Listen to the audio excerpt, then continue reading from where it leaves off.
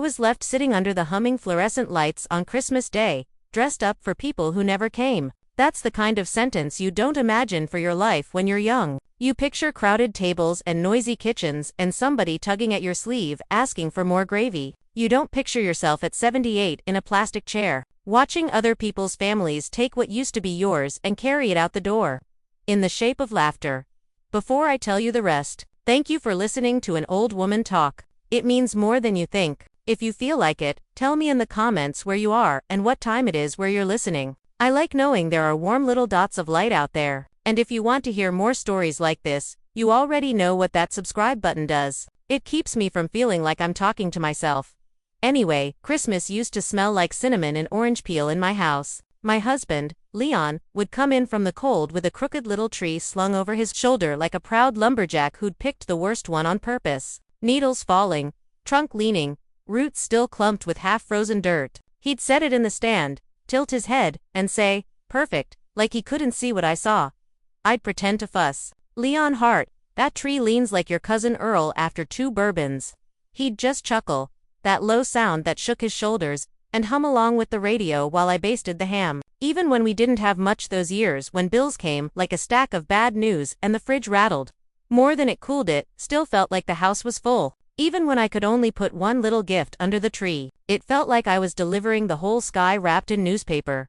But that Christmas morning, I woke up to the whine of the heating system and the soft squeak of rubber soles on linoleum in the hallway. No sap, no coffee brewing, just the faint catch of bleach in the air where they'd wiped down the door handles. If hope had a smell, it wasn't in that room.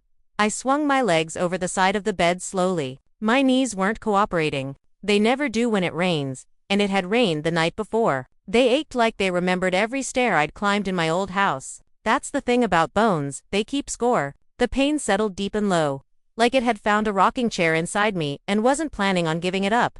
I didn't ask it to, I just breathed through it and reached for my sweater. I'd laid it out the night before, like I used to when Leon and I were going somewhere special. Not that there was anywhere to go now, but down the hall. It was a red cardigan with tiny pearl buttons, the one I'd kept back when my son David packed up my closet and said, "We can't take it all, Ma. There's no space at the facility, just pick the essentials."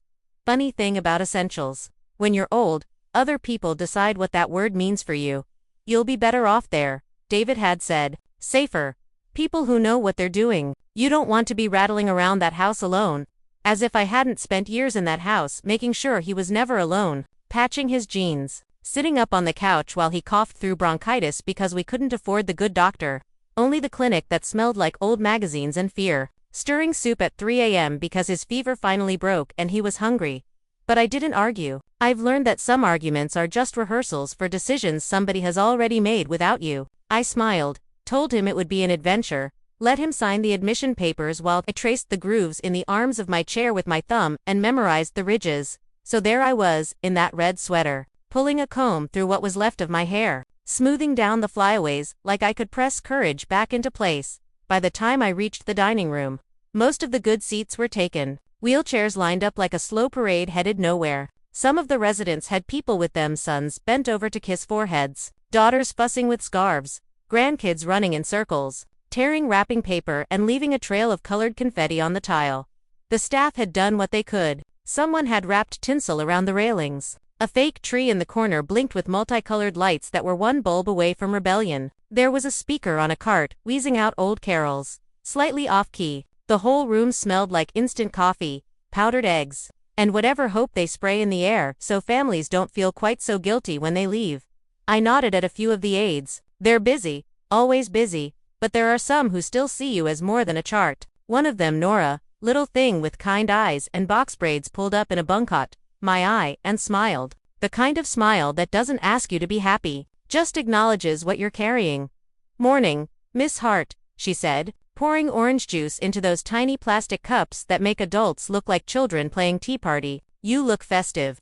"Someone has to," I said. It came out light, but we both heard the crack beneath it.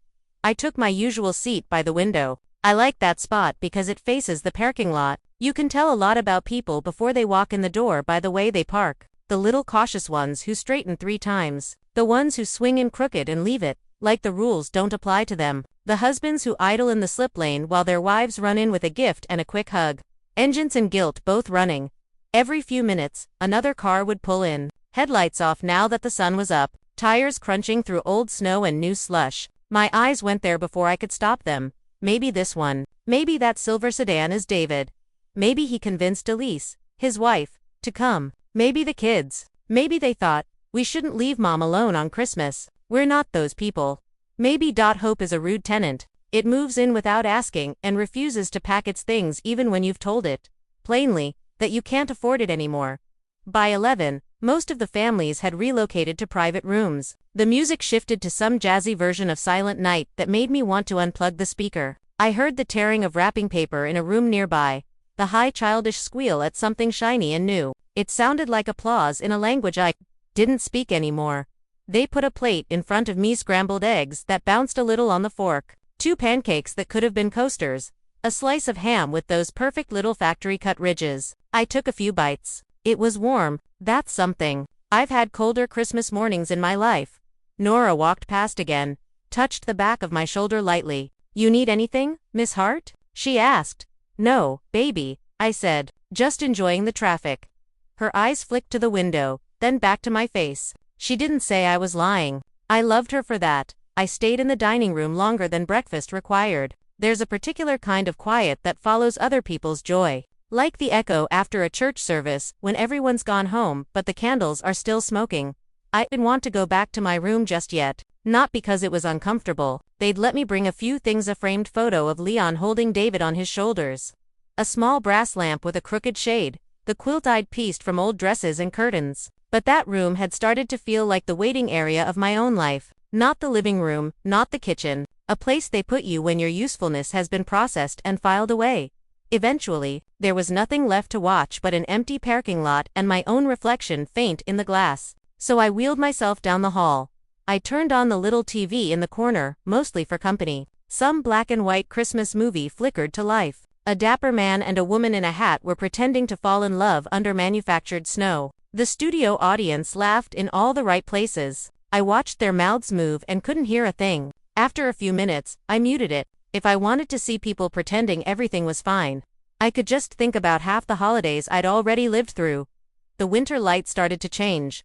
That slow fade from gray to a darker kind of gray. I could hear bursts of laughter from the lobby. There was talk of matching pajama sets, someone's daughter taking pictures by the fake tree. My room filled up with that kind of sound, the way a seashell fills with the distant ocean muff, far away. Not for me. And then there was a knock, not the quick, perfunctory knock staff use when they're about to walk in anyway. A soft one. A question knuckle. Come in, I said. The door opened, and there was Nora again, framed in the doorway by the hallway light. She had something in her hand. I've been looking for you, she said. We got something at the front desk this morning. They said it had to be delivered to you today. She stepped inside, closed the door gently behind her, and held out an envelope. It was plain white, but my name on the front was written like I used to write letters when I was young, carefully, like each letter mattered. Margaret Elise Hart. Not Marge. Not Mrs. Hart. My whole name, spelled right. I stared at it a second too long. Any idea who it's from? I asked. She shook her head. Visitor dropped it off. Said you'd understand once you read it. Not family, far as I could tell. But they seemed nervous. Nervous. That word snagged on something in me. Thank you, I said. My voice sounded strange to my own ears. You want me to stay while you open it? She asked. I thought about saying yes. I thought about handing her the envelope and telling her to read it for me in case it was bad news. In case my hands started shaking too much to see straight. But there are some things you have to meet alone. I'll be fine, I said. If I hit the call button sobbing, you'll know it's either terrible news or very good news. She laughed softly, squeezed my shoulder, and left, pulling the door almost closed behind her. The envelope sat in my lap like a little white animal that might bite or purr. And I wasn't sure which. My fingers found the edge and slid under the flap. The paper was heavier than bills, smoother than junk mail. Somebody had cared enough to spend a little extra. I opened it slow, the way my mother used to open gifts, careful with the paper, as if respect could be shown in the way you fold something once you've taken what's inside. The letter was 3 pages, folded in thirds, my name at the top again, in that same slanting script. Dear Margaret, It began. I have started this letter 100 times in my head, and cried every time before I could finish. I don't know how to write to the woman who gave me life, because I was told all my life that she did not exist. I stopped breathing. My eyes skimmed down the page as if trying to outrun the next sentence. My name is Serena Monroe. I believe I am your daughter. The room tilted. The TV, the beige walls, the little plastic trash can by the bed, they all fell away for a second. All that remained were those words on the page and the sound of my own heartbeat in my ears. My daughter. I put my fingers on those 2 words like I was feeling for a pulse. For 56 years, I had carried the memory of a hospital room like a stone in my pocket. Sometimes I forgot it was there. Then my hand would brush against it, and the weight of it would surprise me all over again. I was 19 then, not a girl, not yet the woman I would later recognize in mirrors. I had come to the city with a bag, a cheap coat, and the kind of faith that doesn't survive paperwork very well. I got a job hemming skirts in the back of a department store, fell in love with a man who told good jokes and terrible promises, ended up pregnant in a world that didn't make room for women like me to make mistakes. When my labor came, it came hard and fast. The details are sharp in places and blurry in others. Bright light, the smell of antiseptic, a nurse with tired eyes, the sound of my own voice begging for something I couldn't name. I remember asking, over and over, is she okay? Is the baby okay? I remember somebody saying, we're doing what we can, just breathe. I remember the ceiling tiles more clearly than any of their faces. And then, later, the quiet. The nurse came back with a clipboard and a sad smile that never reached her eyes. I'm sorry, she said. She didn't make it. Best you don't see her, sweetheart. It'll only make it harder. I remember reaching for her. Let me hold her. Just once, I carried her. Let me. Their hands were firm on my shoulders. No, no, no. It's better this way. You're young. You'll have other babies. Sign here. I didn't sign anything that day. Not that I remember. I was too empty to hold a pen. They might have put forms in front of me. They might have taken my silence as consent. Back then, a young black woman from the wrong side of town didn't have to actually say yes to be treated like she had. I took that grief and wrapped it up tight. I folded it into the smallest possible shape and shoved it so far down inside myself I thought I'd lost it, but I never really did. Every year on the day she was born, I lit a candle in the kitchen, told Leon it was for a friend's baby, and watched the wax pool and harden. I never told him the truth. How do you explain a ghost to a man who already works nights and comes home tired? How do you say, before you, there was someone else, and I never even knew her name? I didn't know how to carry that story and build a life at the same time, so I chose the life. The story waited now, here, in this cramped room that smelled like lemon disinfectant and lukewarm hope. The story had found me again, on heavy paper, in careful ink. I forced my eyes back to the letter. Serena's words moved in slow circles, filling in a life I'd never been allowed to see. I was adopted by a couple who lived 2 towns over, she wrote. They were good to me in the ways they knew how. They told me, when I was old enough to ask why my skin was darker than theirs, that my mother loved me but couldn't keep me, that she made the hard choice to give me a better life. I tried to believe that, but there was always a small voice inside me that said something didn't fit. She talked about growing up feeling like a guest in her own story, about birthdays that felt like question marks, about looking into mirrors and wondering whose cheekbones she carried. When my adoptive mother died last year, she wrote, I was cleaning out her desk and found a box labeled Serena early. Inside were my hospital papers. Some of the dates didn't match the ones on my official certificate. A nurse's note mentioned a mother inconsolable. Not told. There was no signature from you on the consent line for adoption, just a doctor's scrawl and a note. Mother informed of stillbirth. She'd tracked down an old nurse, retired now, who remembered the quiet girl who wouldn't stop crying after they told her the baby died, even though the baby was fine. That's what she said. Those words on the page felt like somebody had reached backward through time and pulled a splinter from under my skin. Asterisk, they told me you left me. Serena wrote, but the more I looked, the more I realized something else. You never even had the chance. I pressed the paper to my chest and let out a sound that felt like a door hinges finally giving way. Tears came, not in a dramatic burst, but in a slow, steady leak, like a roof that had been holding back a storm for too long. I don't want to overwhelm you. The letter went on. I know this is a lot. I also know that by the time you get this, you may be tired, or ill, or angry, or something I can't imagine. I don't know what they told you. I don't know what you remember. What I do know is that I've spent my whole life feeling like someone out there had their story taken, too. If that someone is you, and if there is even a small, quiet part of you that wants to know me, I would love to meet you. Once, for 5 minutes, for a cup of tea, for a handshake, for a hug, and if you don't, I will understand. I just couldn't let another Christmas go by without at least trying to come home to you. Somehow, she signed it, with hope and trembling hands. Your daughter, if you'll have me, Serena. I don't know how long I sat there with that letter open on my lap. The TV flickered through its story without me. The sounds in the hallway came and went. My tears dried on my cheeks and started again. Not from sorrow this time, but from something I'd forgotten how to feel. I had been half invisible for so long that having somebody say, "I found you," felt like being pulled into focus. My hand brushed against the envelope again, and felt something stiff still inside. I tipped it, and a photograph slid out.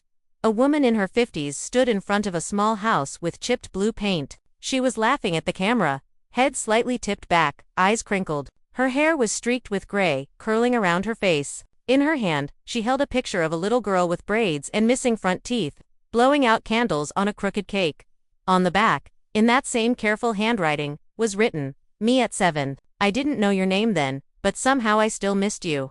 I carried the photo to the mirror above my dresser and held it up next to my face. Our reflections side by side. We shared the same uneven left eyebrow, the same curve in the bridge of the nose. I traced the outline of her jaw on the glass with my fingertip. "You were never gone," I whispered. I knew it, and I didn't know it, all at once. That night, I didn't sleep much. I lay in bed with the letter under my palm, like a heartbeat. The movie channel rolled from one holiday film into another, but they all blurred together. My mind was walking back through years, stepping carefully around memories I thought had calcified. I remembered the walk home from the hospital, how the winter air had slapped my face and dried my tears. I remembered stopping at the corner where the coffee shop used to be and pressing my hand against my empty belly, as if I could push time backward. I remembered lighting that first candle in the cramped kitchen of the room I rented. No cake, no balloons, just one small flame that felt too quiet for the size of what I'd lost. I remembered the way I mothered David afterward, hovering like a worried moon. I remembered him yanking his hand away when he was 10, and saying, "Ma, I'm not a baby," with more sharpness than he intended. I remembered the guilt that followed me every time I scolded him, every time I worked a double shift and left him with a neighbor.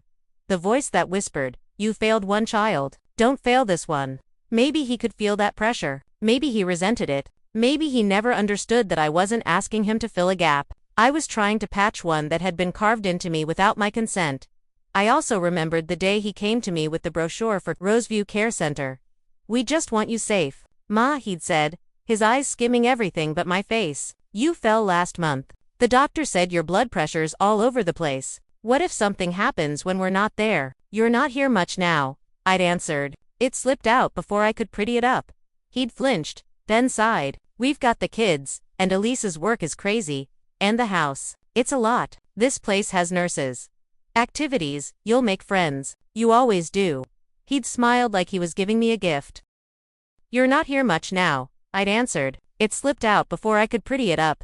He'd flinched, then sighed. "We've got the kids, and Elise's work is crazy, and the house. It's a lot. This place has nurses. Activities. You'll make friends. You always do."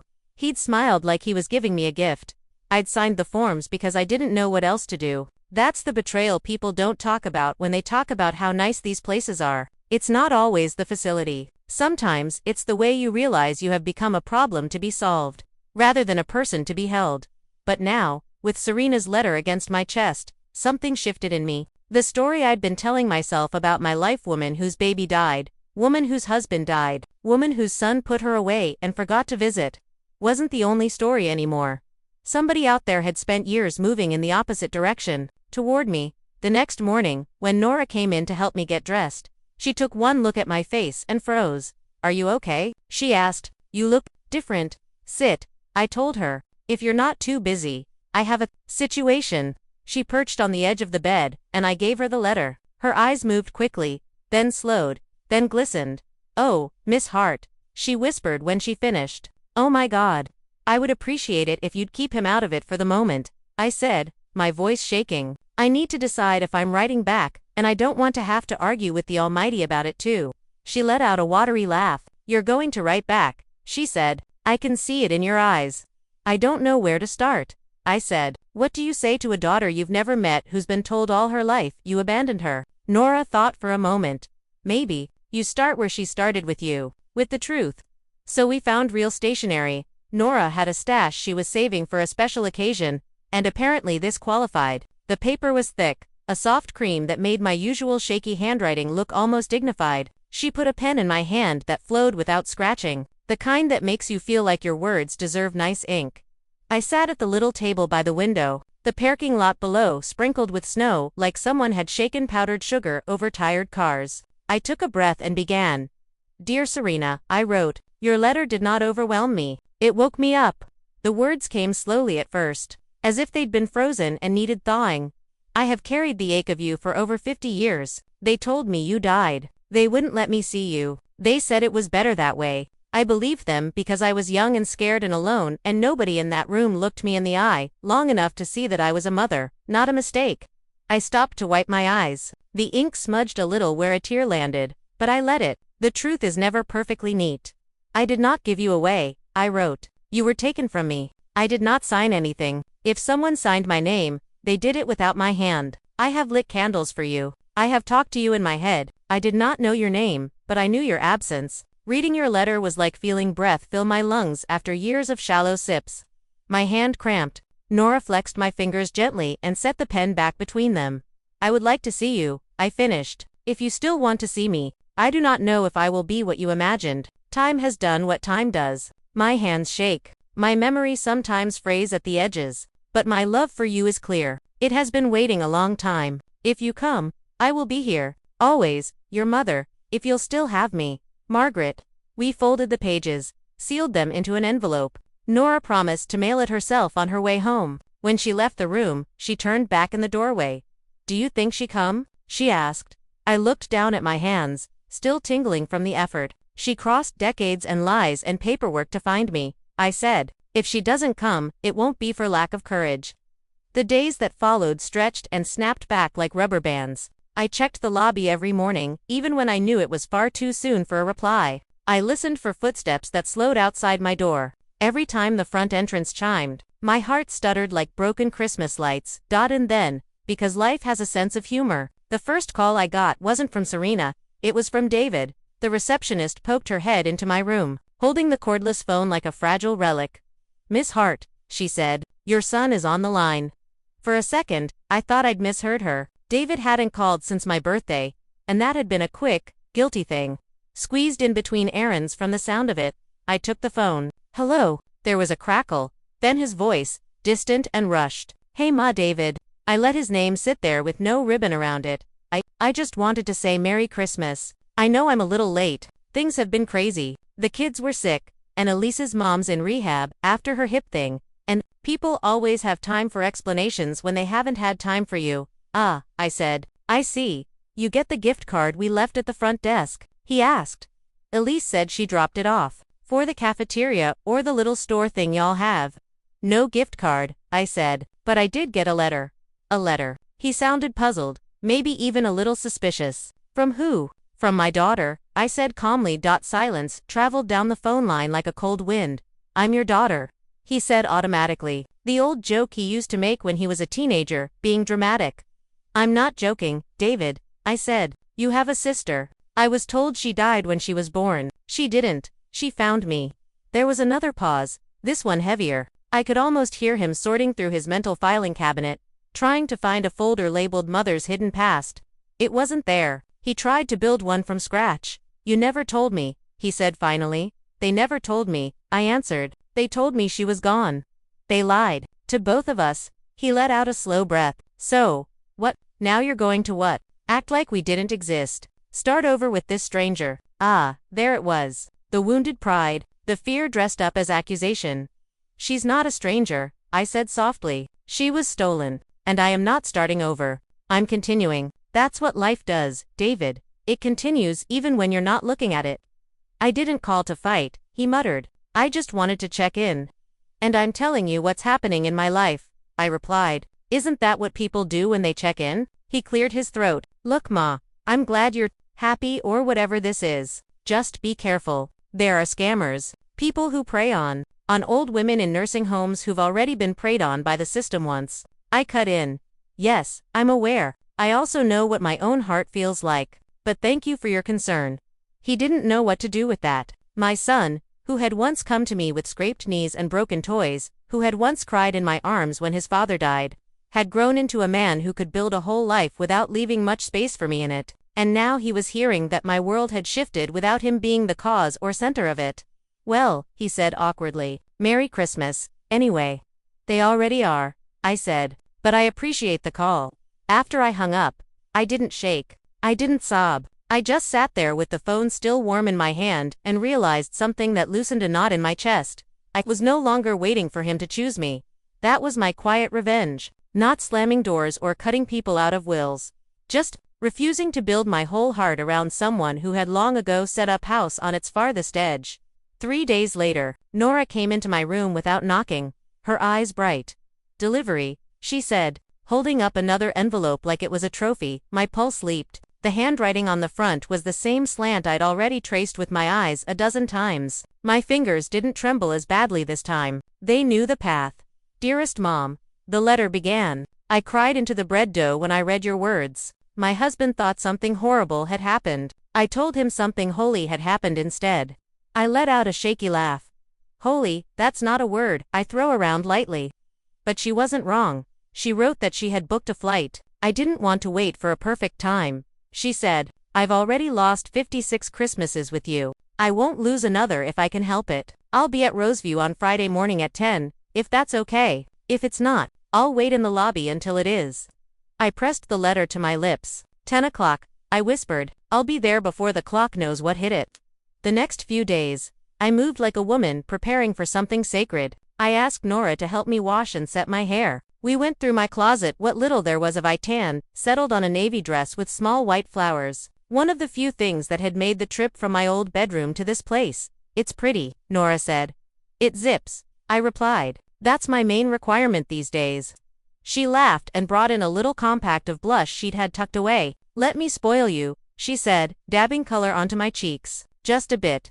The morning she was due to arrive, I woke up before the alarm. The sky outside my window was the pale gray of paper waiting for ink. My stomach fluttered. It had been a long time since anything in my life had stirred butterflies instead of reflux. I checked the clock every few minutes anyway.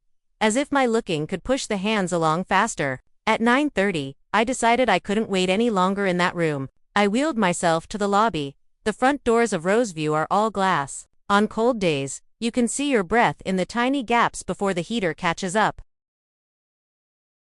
Here's a 2-minute script version of your story, emotional, clear, and ready for narration or video. 2-minute script on the wall opposite the entrance of the nursing home.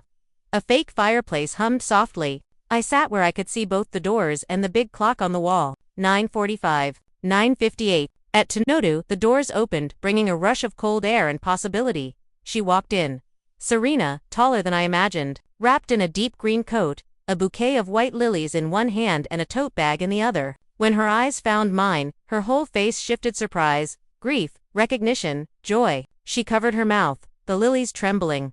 I opened my arms. She crossed the room like someone finally reaching water after a long drought. She knelt by my chair and held me.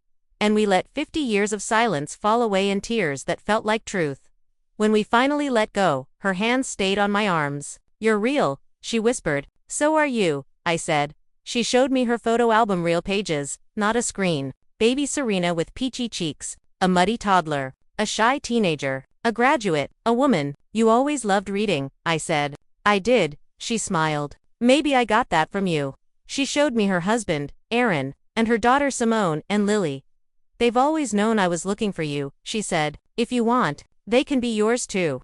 I'd like that, I whispered. Then she handed me an old hospital form. My signature was missing. The truth hit like a blow. They stole you, I said. She nodded. And they told me you left me.